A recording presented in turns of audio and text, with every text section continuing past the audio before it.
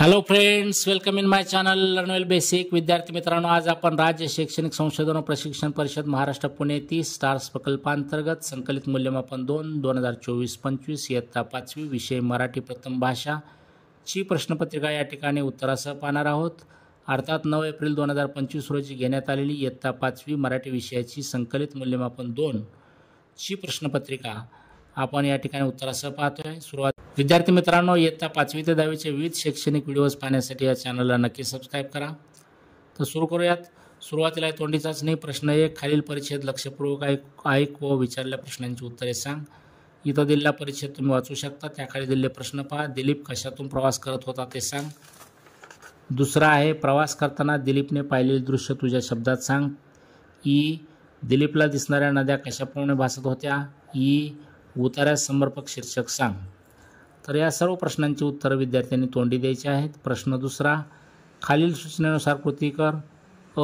खालील उताराचे प्रकट वाचन कर. इथं उतारा दिलेला आहे, तो तुम्ही वाचायचा आहे आणि वाचून त्यावर काय प्रश्न आहेत पहा. आ. वरील उताराच्या आधारे पुढील प्रश्नांची उत्तरे सांग. पहिला त्यातला, उतार्यात आलेल्या पात्रांची नावे सांग. दुसरा, तनयाच्या आईची नजर वर्तमानपत्रातील कशाच्या जाहिरातीवर होती. या दोन्ही प्रश्नांची उत्तरं तुम्हाला तोंडी द्यायची आहेत. आता पाहूया लेखी चाचणी. प्रश्न तिसरा, खालील सूचना फलकाचे वाचन करून विचारलेल्या प्रश्नांची उत्तरे लिही. इथं एक सूचना फलक दिलेला आहे. दिनांक 10 मार्च 2025 सहजीवन सोसायटीतील पिण्याच्या पाण्याच्या टाकीचे दुरुस्तीचे काम सुरू करण्यात येणार आहे. त्यामुळे पुढील 2 दिवस टाकी भरली जाणार नाही. सोसायटीतील सर्व रहिवाशांनी याची नोंद घ्यावी व पाण्याचा वापर काटकसरीने करावा. 2 दिवस पुरेल एवढा पाण्याचा साठा करून ठेवा. कृपया सर्वांनी सहकार्य करावे. अध्यक्ष, सहजीवन सोसायटी. हा सूचना फलक आहे. त्याच्या आधारे प्रश्नांची उत्तरे आपल्याला लिहायची आहेत. सूचना फलक कोणासाठी आहे ते लिही. तर उत्तर लिहिता येईल सहजीवन सोसायटीतील सर्व रहिवाशांसाठी. आ. पहा, सूचना फलकात खालीलपैकी कोणता मुद्दा नाही त्या पर्यायाला गोल कर. तर मुद्दा क्रमांक 4 नाही, पाणी विकत आणणे. त्यानंतर ई. सूचना फलकावरील सूचना कोणत्या दिनांकास देण्यात आली आहे ते लिही म्हटले. तर यातला पहिला पर्याय बरोबर आहे, 10 मार्च 2025. ई. सहजीवन सोसायटीतील रहिवाशांना किती दिवस पुरेल असा पाणीसाठा करून ठेवण्याची सूचना देण्यात आली आहे ती लिही. तर 2 दिवस हे उत्तर लिहावं लागेल. ऊ. पाणी वाचवण्यासाठी कोणतेही 2 उपाय लिही म्हटले. तर आपल्याला उपाय लिहिता येतील. पाण्याचा वापर काटकसरीने करावा. पाण्याचे नळ व्यवस्थित बंद करावेत. पाण्याची गळती होत असेल तर दुरुस्ती करावी. प्रश्न 4, खाली दिलेली माहिती वाच व सूचनेनुसार कृती पूर्ण कर. आता इथं किल्ला बनवण्याचा उपक्रम आहे. किल्ला बनवणे उपक्रमात तुझ्या गटाने सुंदर किल्ला बनविला. सर्वांनी गटाचे कौतुक केले. आता तुला तुमच्या गटाने किल्ला कसा बनवला ते सर्वांना सांगण्यासाठी भित्तीपत्रक तयार करायचे आहे. खाली दिलेल्या मुद्द्याच्या आधारे भित्तीपत्रक तयार कर. तर बनवलेल्या किल्ल्याचं नाव उदाहरणार्थ आपण रायगड वगैरे लिहू शकतो. किल्ला बनवण्यासाठी वापरलेले साहित्य माती, पाणी, पुट्टे म्हणजे जाड कागद, रंग वगैरे असं आपण लिहू शकतो. किल्ला बनवण्याची कृती आता प्रत्येकजण आपापल्या स्वतःच्या शब्दात हे सांगू शकेल. प्रत्येकाचं उत्तर या ठिकाणी वेगवेगळं असू शकतं. प्रश्न 5, खालील प्रसंग वाच व संवाद लिही. परीक्षा संपल्यावर तुला मामाच्या गावी जायचे आहे हे तू आईला सांगत आहेस अशी कल्पना कर व त्याप्रसंगी तुझ्यात व आईमध्ये होणारा संवाद लिही म्हटले.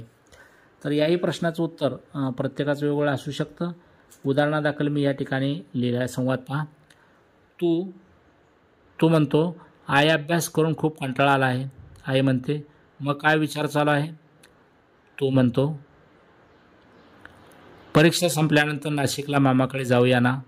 आई म्हणते, बरं, आता तू फक्त परीक्षेचा विचार कर.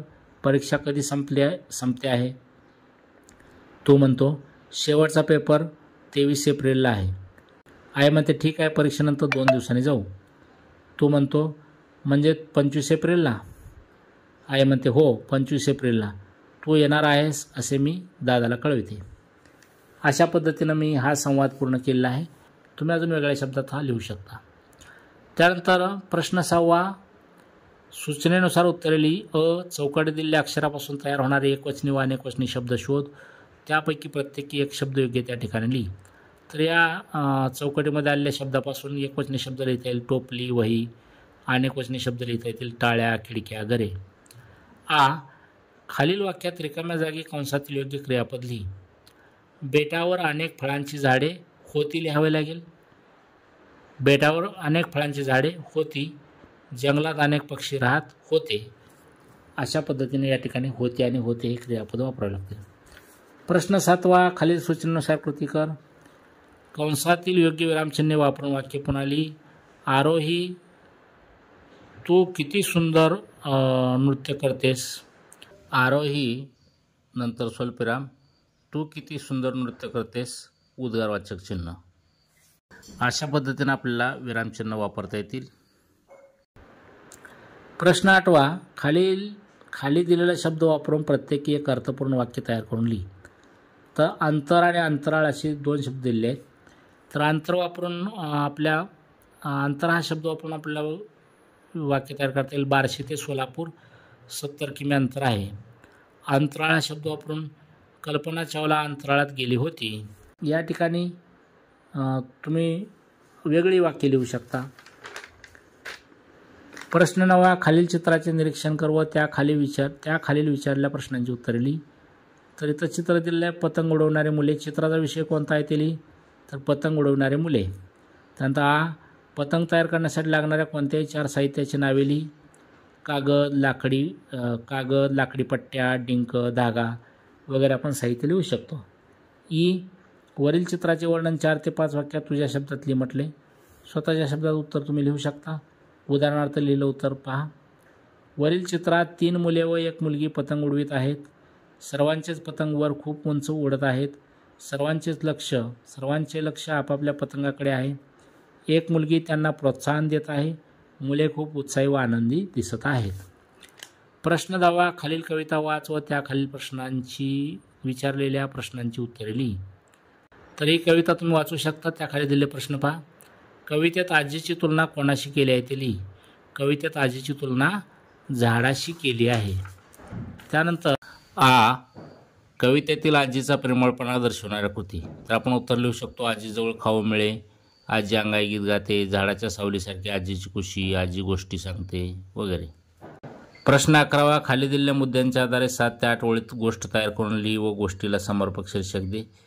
तर एक गाव, त्याभोवती दाट जंगल, जंगलात विविध प्राणी व पक्षी, एक शिकारी, दाणे टाकणे, दाण्यांच्या मोहाने पक्ष्यांचे जाळ्यात अडकणे, सुटकेसाठी धावा, कावळ्याचा सल्ला, मिळून उघडण्यास सांगणे, कावळ्याचा सल्ला ऐकणे, उंदीर मत्तीस येणे, पक्ष्यांना जाळ्यातून मुक्त करणे.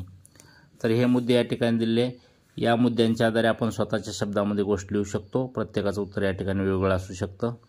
विद्यार्थी मित्रांनो, इयत्ता 5वी ते 10वीचे विविध शैक्षणिक व्हिडिओज पाहण्यासाठी या चॅनलला नक्की सबस्क्राईब करा. Thank you for watching my video. Have a nice day.